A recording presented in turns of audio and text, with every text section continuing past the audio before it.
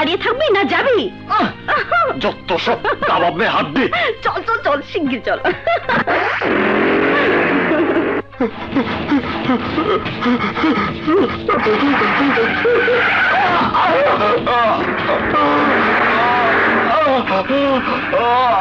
দেখি তোমার এই অবস্থা হয়েছে কেন?